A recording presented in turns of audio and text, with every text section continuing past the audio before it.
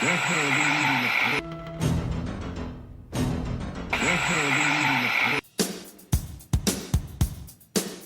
sacrifice, dogs and cats living together, mass hysteria.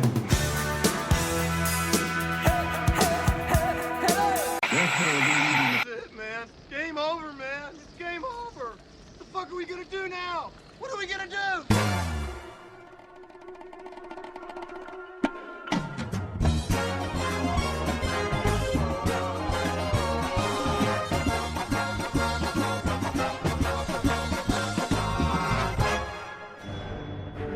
Welcome to Forget Work, Watch Films with your hosts, Tony Howe, Thomas Connors, and Robert Connors.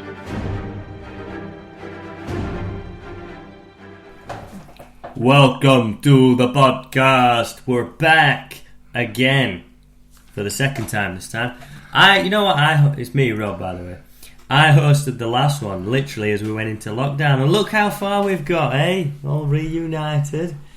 Yeah, what you don't realise is me and Tom have been doing them while you've been in lockdown. You've been doing what? Oh, yeah, you got your own. Forget Rob. Yeah, Rob, no films. Yeah. What we're going to do. So, come on then, how's it going? Initial goodwill, how you doing? Alright, yeah, fine. Had a nice little break in Wales. Yeah. So, they're still in proper lockdown. Didn't you get into an argument with someone in Costa? Yeah, I got into an argument with a woman in Costa Coffee, but that's another story altogether. Yeah. But that's a different... still sticking to your social distancing and that? No. Always. What? Well, we are to what it should be in here. And we did they have different rules all over, didn't it? Oh, yeah. Could be worse. Could be in Spain. We had a party on Friday. Wasted. We all social distance. Fun fact, we all went to a party and it was the first time we'd all seen each other since before March, probably, weren't it? Yeah. It's New Year's Eve. Surprise party was quite fun, weren't it, really? For our friend Boyd, who should have been getting married this year. In Poland, yeah. What? No, he should have been his stag do. Yeah. But unfortunately, we couldn't go to Doncaster because of COVID. Thing is, right, you can't go to movies and that. Eventually, you've got to be able... If people scoff at you having a party, it's like, come on. I know we're all following it, but we're in August pretty much. We've got to do summer. Well, we're all in a similar sort of bubble, aren't we? So, yeah. Safety bubble. Yeah. We've sent John back to his own bubble now, So, since last time, I don't know really what to expect, but have you watched anything at all? I finished off what I'd got of the entire of Mission Impossibles. Oh, yeah. So I did 1 to 5. I ain't got 6, which I'm is going to say, Fallout. I watched that the week, actually. I didn't think Fallout. it was too bad. 6 is the latest one, isn't it? Yeah. With Cavill. Yeah, and his moustache. I mean, I don't want to spoil it, but it doesn't reveal who the bad guy is straight away, but within about 15 minutes, I personally think it were obvious. Yeah, I think it had already showed you in trailer and it was just a bit stupid. Do you know that film? You've seen Fallout though, yeah, you have seen it. That is actually... Well, it's a good film, but there's one scene in particular which is like... It's like dubbed the biggest bathroom fight since True Lies. Do you remember the scene in the toilet? Yeah. Where he reloads his pecs. It's good, that, isn't it? Yeah, I mean, I like Henry Cavill. Yeah, very good. Have you seen The Witcher? Yeah, but I felt it bounced around too much. I couldn't get into it straight away. It does massively. And I think different timelines always throw you off. I think it caught me sort of like on back end of me Game of Thrones. Yeah. Withdrawal. Yeah. What's the word I'm looking Rebound. for? Yeah. I'm rebound. I don't want to even look at another woman. But yeah, Fallout's pretty good. Do you remember the actual scene in True Lies though? It's classic. Is it True Lies? I'm sure it is. Or is it... Come on now, it's supposed to be an expert on films. Is. No, I'm not questioning myself. It's True Lies. There's a very badass fight with Arnie and some bad guys in toilets. And yeah, I mean, there's a lot of films. Anyway, there's a lot of films where they have like fights in toilets and stuff. Right. Yeah, a lot of them have action in toilets. Fallout. What films that you watched? Right, quick, Len. Which is the best Mission Impossible? What you've watched? We can't watch out new, so let's talk. See, I always liked the first one. because not a fan. it sticks to what the originality of Mission Impossible was. Because when you start getting further down the line, you get it becomes just so convoluted. It becomes virtually as close to what Fast and Furious is now. Well, it essentially is. But I do like 3 as well. I think 3 is a very good one. Another fun fact for you, that's the only one I ain't seen. But 2... 3's really good, I think. 2's... Is 3 the one with Rabbit Foot? Yeah. Yeah, great simple story. Philip Seymour Hoffman. Yeah, God rest his soul. Yeah, rest in peace. It's funny you brought up Mission Impossible, you've watched it. Mission Impossible 2, have you seen Thandie Newton, who was in that, has come out and said... Oh, Joe, I can't believe you're saying this to me. I was going to mention this to you earlier, and now we're mentioning it on podcast. Yeah, there's a big thing that Thandie Newton's come out, because this all comes from... Yeah, hold on. Remember... Take it away, Tony. You remember... there were oh yeah, that film King about of Queens, amnesia. King of Queens or whatever it was called. It were a comedy show. Yeah, Leah Romani, I think her name is. She was wife in that. Anyway, she grew up. Paul Blart. Weren't he in it? Yeah. No, I watched it the other day. Roseanne, she's in it, isn't she? Anyway, sister. Anyway, she grew up in Scientology. That's what she grew up in. Her mother were big into Scientology, like, and that's what she grew up in. She didn't become a member like after she was famous. She grew up in that sort of thing. Anyway, she broke out of it so many years ago, and there's this big thing against Scientology. So she's come, and the reason why she got expelled from it is because she questioned about Tom Cruise. She questioned that Tom Cruise, why is he our figurehead? Why is he like the be all and end all? And they like threw her out.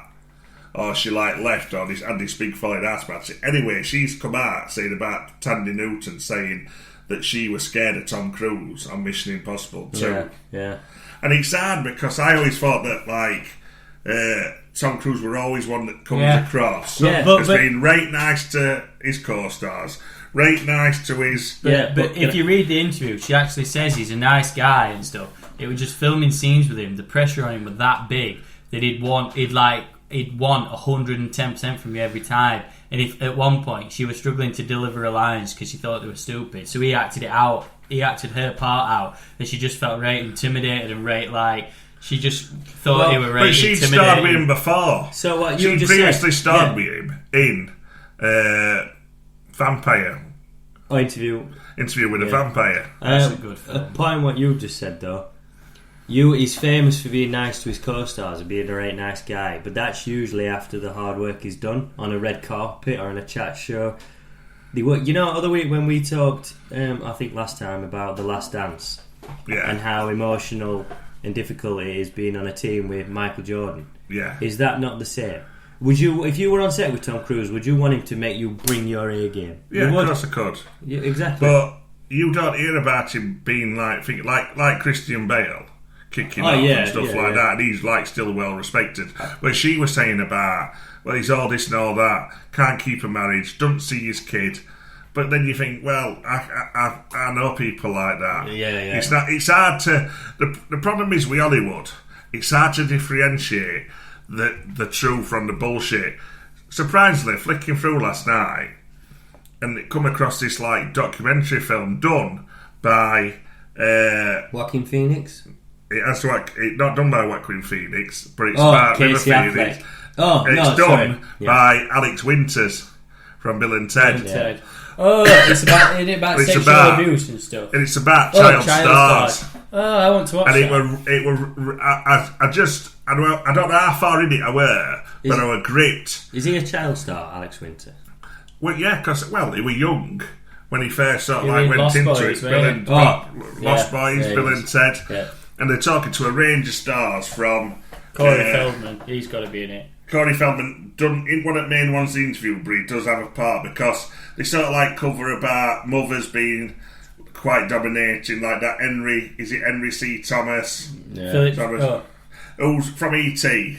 Henry Thomas. Yeah, and he's good about his mother. Will Wheaton's on about his mother, about how bad she were.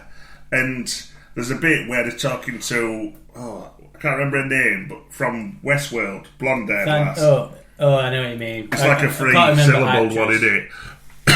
She's been a young actress, and she was saying that there's so much paedophilia in Hollywood. She were at Golden Globes, and the actor who won at Golden Globes were a known paedophile, and she walked out. She didn't name who he were, but I think they were hinting that it was Kevin Spacey. Yeah, I'm not surprised. I never liked him. Never liked, even when he was before I do. all this. I always I thought liked him as an actor. When he turned up in Seven, I thought, oh. I am sure that But she didn't name who it were, and I thought to myself, hang on, you've not got. You're going on about how it's all a secret, but you haven't got bollocks to on here now say who it were. What, and so you're like still protecting. End up like Jeffrey Epstein. So even though they all know what's going off, because even Corey Feldman, he never names anybody. Yeah, they never name anybody. And I think to myself, if you're that bothered about it, fucking throw some names out. I think Corey Feldman might have named somebody. And that's got a lawsuit against him. That's where I drifted off then when I got thrown off. I am sure Corey Feldman came out and said Charlie Sheen was the one who raped him. He did. He did say that. He said no, and he said that he had like lube and condoms ready. Now, did he win at Golden Globes? You know, he could have won for I think he did win for 2.5 Men. Do you remember Ricky Gervais's joke at the last Golden Globes? He says, in the entire time of this ceremony, you could watch my full series Afterlife of seasons 1 and 2 about a guy who wants to kill himself but doesn't. It's like the opposite of your friend Jeffrey Epstein.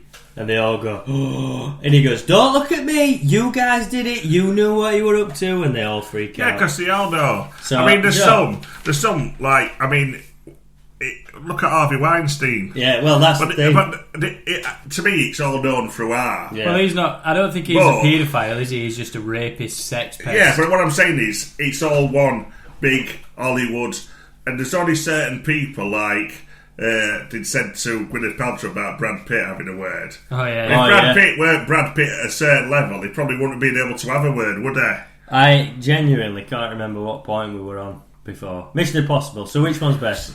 No. Yeah, I did. You started off about Tom Cruise. I did. And that made me think about. Yeah, but can I just add, by the way, Tom Cruise. All these stories keep coming out about people. Yeah, and like you say, he's known for being a good guy, hard worker, passionate. But if you spoke to somebody that I've ever worked at any point in I'm 32, so if you spoke to anybody that's ever known me, yeah, people might say I'm a dick at times. You can't look at, because the problem is what's coming out is all the emotions people have behind the scenes. So what if he's passionate on set and he's a bit hard to work with? So what? There might be days I'm a bit agitated and I want you to get better. That I'm not having it where something comes out every week. Well, he actually kicked a squirrel one year. Yeah. Do you know what I mean? Yeah, I think. But you've got to remember that Tom Cruise was trying to turn this into a franchise, because this happened on the set of Mission Impossible 2.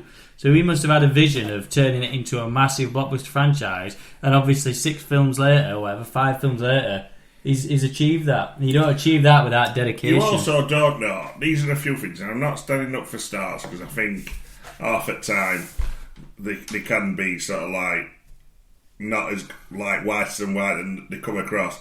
But it's not even sure that she said that, because I tell you what, reporters will take one certain aspect and blow it all out of proportion. Definitely. And if he's so bad, why didn't this person come forward, that person come forward, this person come forward? Do you know what I mean? I know what Leah Romani's problem is. It's because her problem is Scientology, and he is the figurehead of Scientology. So you're going to go for him with all your vengeance, aren't you? But that, I don't think he's a bad guy. I think she's just aiming it at him because of what he sort of like represents. Well, I never used to be a huge fan of Tom Cruise, but now he's very admirable. I think he's great. So I'm not having it that he was a bit of an arse on set one time. I bet she weren't mourning before. He might have been an arse on set, and we all been an arse to each other on certain times. But I bet she weren't saying that went $10 million for the film we're rolling in. So, well, that's it. Anyway, case closed discussion. Mission Impossible 2 is one of my favourites. And I know it's not aged well, but at the time, even soundtrack were mint. Limp Bizkit. Have we watched anything else then? Because we've gone down a huge rabbit hole. I watched Manhunter, which is the first ever film done about or featuring Hannibal Lecter. and then they're reading it later on with Anthony Hopkins and your mate Edward Norton. Any good? Manhunter's a great film, yeah. I've never seen it. But I didn't realise Well, that how old is that? it's probably 80s. It were done, and it's like sort of like that's the original story. They did Red Dragon, Silence at Lambs, and then they did like Annabelle later on. But when they did major films, they did Silence at Lambs, and then Annabelle, and then come back and did Red Dragon. But the interesting thing about watching that film last night is what I didn't realise is the guy who plays. Do you remember Silence at Lambs? Yeah. Do you know the guy who's that black guy, Barney, who looks after him? He appears in all 3 films with Anthony Hopkins, but he's also in that film, Manhunter, as a cop chasing this other one. So he's appeared in all 4 films. That's an interesting trivia fact. At least, I must have known about Manhunter before. It's just I've never watched it. Right, passing through quick. What else have you watched? I ain't really. I've been trying to finish Power. I'm on to last season. I've got a few episodes left, and we've started watching Buffy the Vampire Slayer from the start. It's well made, that show. I love that. I loved it. Do you know what's well made. Do you know what's right funny? Other morning, telly were on in background, and Sunday brunch were on, and for some reason, when it come to like break time commercials, he turned around and said, "By the way, Channel 4 was showing Buffy, so if you want to get your fix or you've never watched it, and they plug in Buffy and showed a clip." And I thought, because I didn't know it was back on, I thought, alright. But is it Bob Beckett, blonde comedian, Rob Beckett, yeah. He was sat on the couch, English comedian, and the host says, "Are you going to be watching that, Buffy the Vampire Slayer?" And he just kind of shrugs his shoulders and he goes, "Don't think so, mate. It's over 20 years old, so if I haven't watched it now, I'm probably not going to, am I?" And blow like, "Why are you showing Buffy anyway?" And he's like, "Because it's good." Like, I didn't really know what to say. You know what the worst thing is? I mean, Channel 4 have got every single episode, which is convenient and it's good, but it's full of adverts. And it's just so... And you know what? The adverts go on for ages. Yeah, but it is so well made. And you know what the thing is about that show? The characters. The characters are all so well done. Yeah, because if you look back, that was sort of like the first show where people died that you weren't expecting to die, or characters went evil or went good, and it was sort of like you didn't know what was going to happen from from Giles to Xander. They're all great, good characters. Buffy the Vampire Slayer. I haven't actually ever watched it, but so that's what we watched this week. Some old and some old, no new. No. But that leads me to our next discussion. Is the return of Bill and Ted, because the trailer came out this week. Bill and Ted number 3. So first of all, have you seen the first 2? I love Bill and Ted. Excellent. 69, dude. The first one were just like one of them films that. Remember, I watched. I'm older than you guys. Yeah, well, and there were no social media where everything got hammered to death. And sort of these films, you just watched them. Do you know what I mean? You didn't see 18 trailers and things. And it was just like, this film is brilliant. This film is just so stupid and daft. And Iggy Piggy, Iggy Piggy, Iggy Piggy. Like Napoleon's got to eating all ice cream. It was just brilliant. I love it. I absolutely love it. I'm not as well clued up on him. Obviously, I've seen him, but I wouldn't really massively be able to differentiate. If you really ask, what number are we thinking of? 69, dude! No way! The first one, hammered it to death, because it's such a good film and it's one of them that you watch all the time. Second one, I'm not as sort of like, I haven't seen it a hell of a lot of times, but I still don't like it. Think of it. Where they have to play a bunch of games with death. Yeah, that bit is fantastic. But there's bits like when like he's scared at mother's kisses. And it was supposed to be in there's a bunny and all, and they're being chased through hell. Do you know what? I don't think that looks very good, Bill and Ted 3. But I do think it'll do really well, because an interesting thing about it is it's coming to on demand, so you can watch it at home. And a film like that that's going to get people like, because you'll watch it, won't you? Watch it. I definitely will watch it. I think it's going to do really well. Now, there's one thing that's really kind of putting me off about it. and that's the director. It's called Dean Pariseau. You've probably never heard of him, because I've not heard of him. No. And there's 2 films that he's done a lot of films, but there's 2 that stick out to me. One, Galaxy Quest, which ain't a bad film. No, yeah. That's not as bad. That's actually got a massive cult following, that film. Yeah. And it's not as bad as I think it has in people's heads. I think it's brilliant. The other thing that he's done is Fun with Dick and Jane. Never watched it. We're absolutely awful. Never watched it. It looked awful. A director like that, I don't think it'll be any good. But I am looking forward to watching it. I think it looks very much Dumb and Dumber 2. I think it's proving that we've waited too long. And I still think it'll be okay, but it looks very digital, very clean, and not like the flavour of the originals. Do you know what I mean? I think the way that they were and the behaviour between each other was specific to a time. Yeah. Was specific to an age. Yeah. And I don't Very think Wayne's World, wasn't it? You won't see a Wayne's World. You won't see. They couldn't bring Wayne's World back now. You know, the one thing I don't like and all about it is the daughters that look the same as them. Because that's just trying to be diverse and have the same characters but female. They did that in Dumb and Dumber 2. They introduced daughters that were growing up that were the same. Yeah.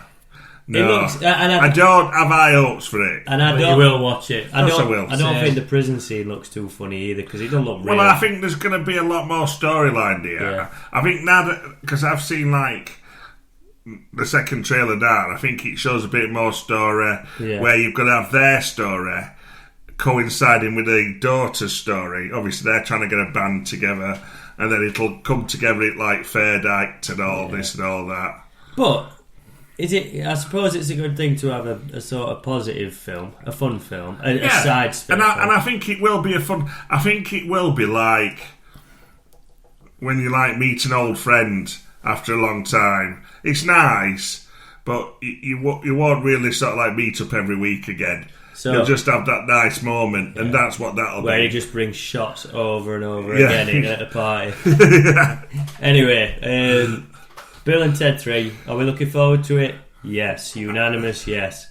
Yes. So, right, yeah, but like I said, that's not many new films, but that has been 30 years in the making. It's finally here. Is it coming to the big screen? No, straight to on demand. No, I think it's a mixture of both. I think it's in cinema and on demand. Extraction was watched over 99 million times, so I think a lot of people will go streaming. But we've done this. But anyway, next film coming out, we're talking streaming, etc. Right, let me get your thoughts on Project Power, which is obviously the new movie coming straight to Netflix. Again, no cinema release. But what's interesting is a few, more often than not, we're always arguing on here. You need good core, good story, original writing. So I've watched this trailer and I am massively impressed by how it looks, who's in it, and how original the story is. Because everything's diluted with superheroes, we know that. But this is an original story in regards to, they're not superheroes but superpowers. So new trailer dropped this week. What do you think in a nutshell? I think it looks alright. I don't think it looks amazing, but it's I don't know. It looks like it's got a good story. That young lass puts me off. I don't think she looks like a very good actor. But for a film to have those 2 stars in it, it's got to be good. Because Jamie Foxx, and he ain't gonna do just any old crap. He's a quality actor, and. What do I always call him? Joseph Gordon-Levitt. Yeah. Jason Gordon-Levitt, he's quality and all, so I would definitely watch it. It looks like a projector type film. Big screen, doesn't it? I think it looks absolutely brilliant. Seriously. That has got me buzzing more than Bill and Ted. I think that looks amazing. That basically is what Power, the TV show, should have been. No. Should have been. The black criminal. No, there were there were basically a comic called Powers done by Brian Michael Bendis, and then they made it into a TV show on Channel 5, and it were utter shit. Do you know what that reminds me? I couldn't even watch it because it looked that bad. That is basically what that should have been, because that looks amazing. It looks gritty. It looks realistic. It's taking superheroes and giving it some proper gumph. Yeah, it is. Which is what comics is all about Yeah. and what Powers Yeah, is all about. And I that's agree. why MCU's done right well, because they put these people and gave them some proper humanity and reality, and that's when it works. Powers, they didn't do that. They didn't give it no reality. They basically made it into like a comic book on TV. Don't work, and that's why it failed. The action sequences, the acting, Joseph Gordon-Levitt, like playing the sort of hard ass. What's interesting is, so the concept is, you take this pill that's, I'm guessing, being sold on the street. You could die in one hit, or you'll unearth a power you didn't know you had. Would you take a pill like that? Yeah. You would? No. Yeah. I It would. depends. Yeah. Depends what. I probably So, would. yeah, On you got the stag power. do, yeah. You got the power of flight. Yeah, but well, yeah, you could just wake up and fly to You know what I mean? Brazil. Super strength. Here, have one of these pills. Will it kill me? Well, it could do, yeah. It could. You could either learn to fly or it could kill you. Well, I'd probably that's the say risk that. you take, isn't it? What your powers That's the could risk you also take. be Some of the stuff we've ate, if you eat this chocolate, yeah, you'll fly. yeah. That's the old me. But no, that seriously looks good, doesn't it? It looks really good. When's that out? We need to figure that out. August Yeah. 14th.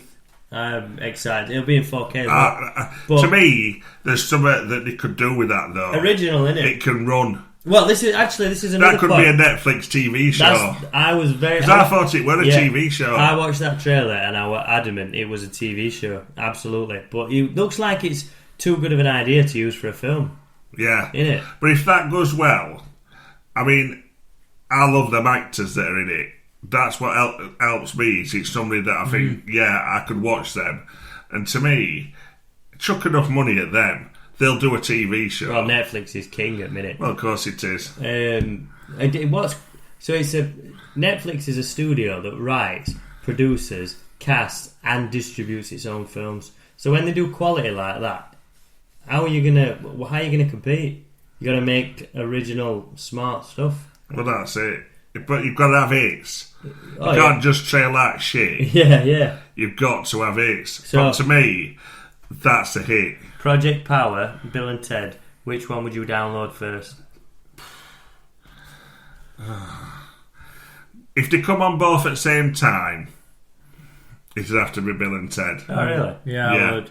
Yeah. That would- As much as I've already said that I think that's going to be better because of the relationship I've already got with Bill and Ted. Yeah, true. I'd have to watch that just to see what God it was gave like. rock and So, roll to This you. next topic, I don't really want to go into it very much because I think we've done it to absolute death. Why you had it in then? Because people were asking me about it the other day. I was talking about it to people yesterday.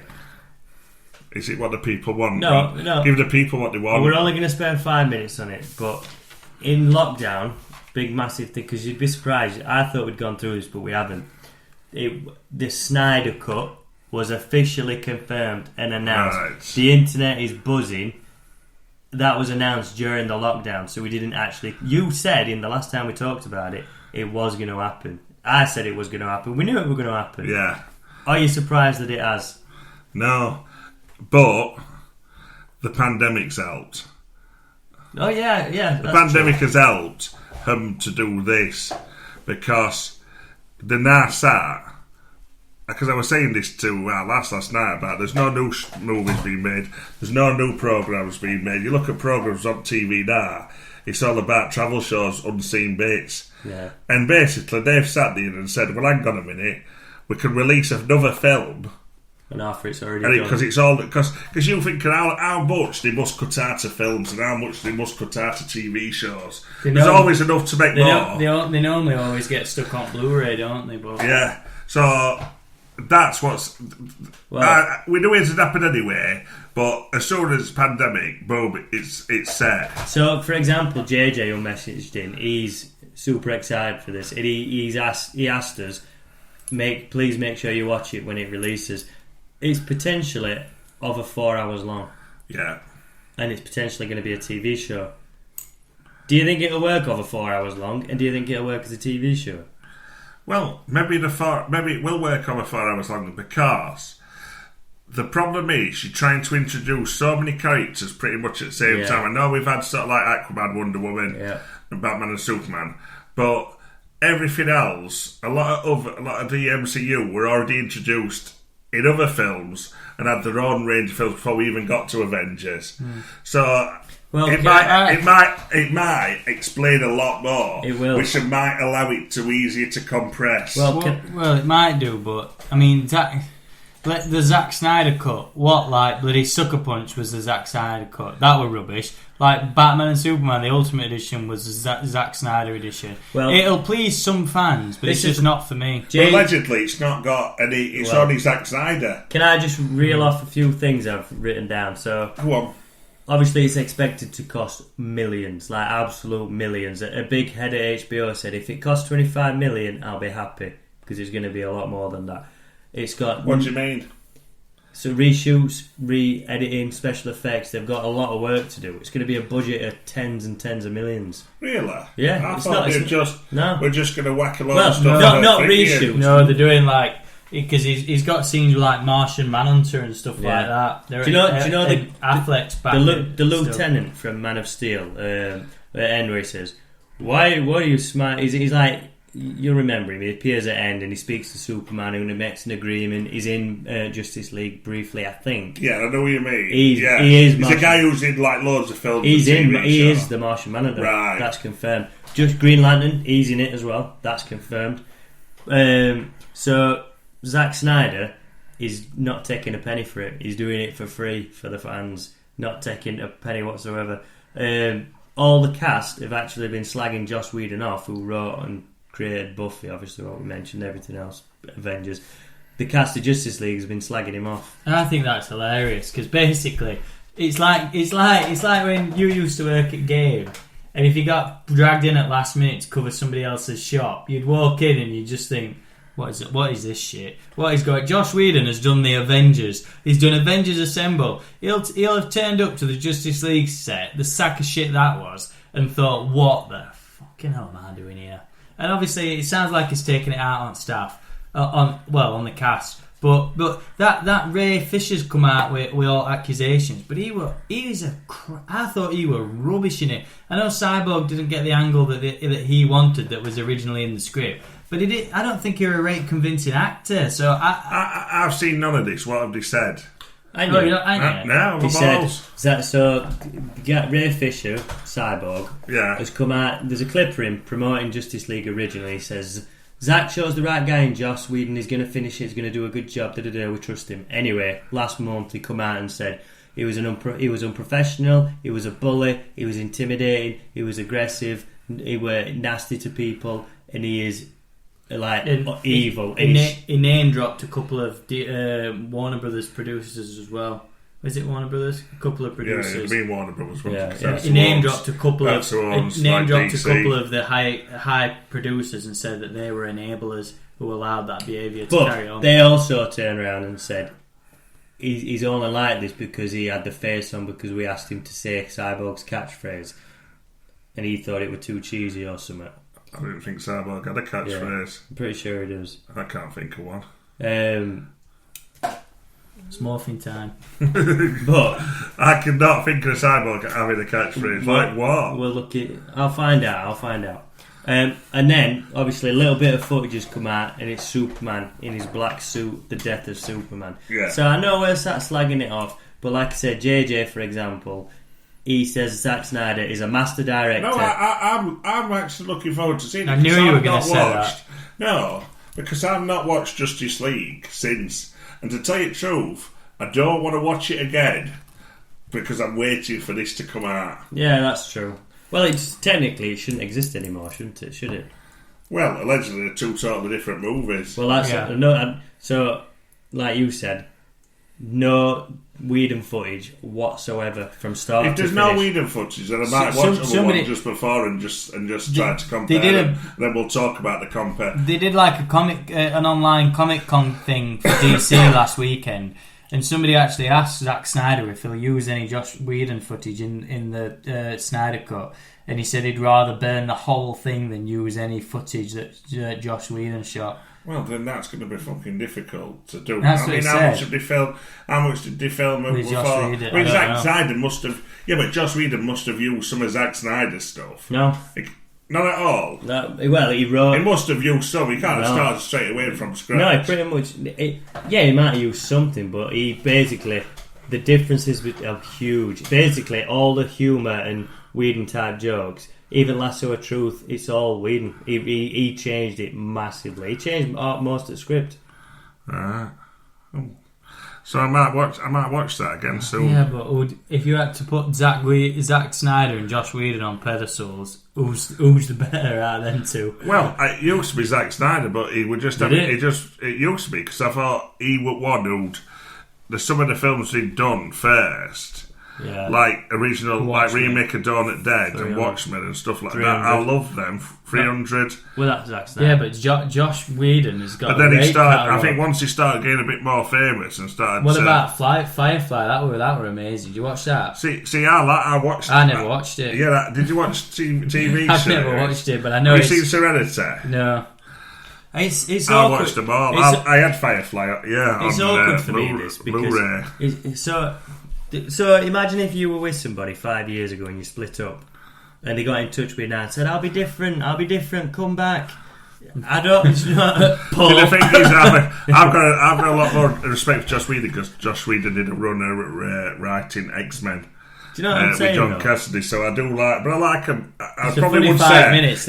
I would probably say at minute Josh Whedon's my favourite. Yeah, so by far. It'll probably be easier. I bet most of the stuff they did improv if they didn't have a script to work with. Sometimes you can tell that kind of, like some of the scenes are just but you're telling me if that's the truth, then that's $1 million franchise, massive summer blockbuster film. The fucking improving. What do you think? If that's the case, then for fuck's sake. What do you think's easier, improv or script reading? Well, to me, to be script reading because I've got no memory. Yeah, right. You are quite good at improv, making it up. Yeah, I am quite good at quite lying. We've got a few minutes left because we did spend 5 minutes on that. So my game we're taking. We were going to do script reading and sort of guess the movie. So what we've got here, thief. What we've got here. Don't open these. I've got some little things written down. Right, basically, obviously, we're on radio, so what Rob's doing now is producing little scraps of paper in front of us. Yeah. Me and Tom do not know what's going off. 5 of these. No, don't open them. I'm not. I'm just moving them so I can't see words. These are going to be emotions, or like sort of a passion or a genre. These are going to be opening lines. So one of you needs to open the genre and someone the opening line, and just do 20-30 seconds, see how we get on with improv. Go on, do you reckon we can do that? Right, so I'll stop, but I'm not sure what we're doing. Right. So I'm going to pick one of these. Yep, sets the mood. And right, so the mood is sad. So we pick any one of these, and we need a 20-30 seconds. So I'm going to pick this one. Don't read it. Right. Correct. Right. Here we are, the improv club, and we're ready to go. So I then just said this in this. Yeah, we're going to start a scene. Have you got to guess what mood I'm in? No. We're just going to 20-30 seconds and see if we can set a scene. So I don't know what this is from, but I've come up with. Alright. Ready? I'm ready. Right, so I'll go. Hold on. Ready. Shall we join the army? No, I didn't do that right. I didn't do that right. No, right. I'm supposed to be. Yes. Right, let me get into it. So, come on. Improv, come on. Shall we join the army? That's it. No, we start a scene. Alright. Oh, I've got to do it. We start the scene. We start, yeah. Right. But have I got to be sad? No. Yeah. I ain't got a clue what is going on here. So I think we've got to make a film up. Yeah, so you're going to do 20 seconds. So what have these got to do with? So you could pick this up and go, show this is what's the it? scene. But what's this? No, they just change. Hold on. Well, it's up to you. You can hand it over or start right, again. No, I'll start. Right, you ready? Yo, shall we join the army? The army? I can't join the army. I lost my grandfather to the army. I lost his grandfather to the army. And I lost his grandfather to the army. The army's a dark place for me. I can't even open the loft without thinking there's going to be a bunch of Nazis in there. Why do you want to join the army? We can't stay here, man. We can't stay here. That guy is dead. Where did That guy Hold is on. dead. Well, hang on. You asked me to improv. Yeah. And then I start improving. I suppose American accent does count. I was just in. I went in my floor then. I went before and you ruined it. Basically, I'm going to go into a terrain where Tom had killed somebody and we had to go and think, you stop that then. I Sorry, went into that then. do you know what? You actually threw me off that much. I genuinely thought you were doing a movie quote. I did. See, that's how good my acting is. I thought How good my acting is. Right, let's try one more. It's even destroyed his game. He's like, what? What the fuck? Right. Hang on. Is the camera See, you in here? got it now. You Yeah. threw me off. Yeah. Sorry. Right, do it. Right, do you another start. You start now. Action.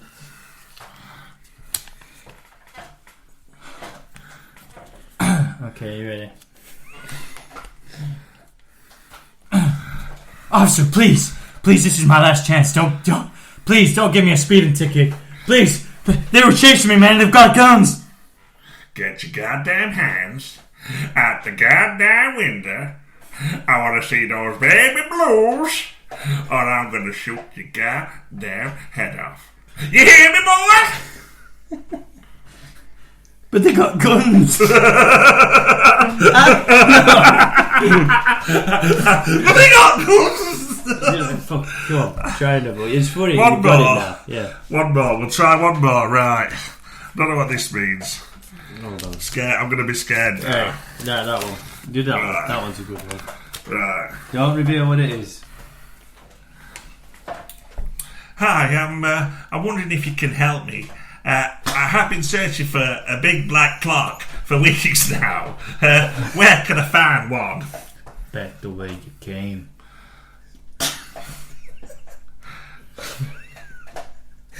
That was a dramatic pause.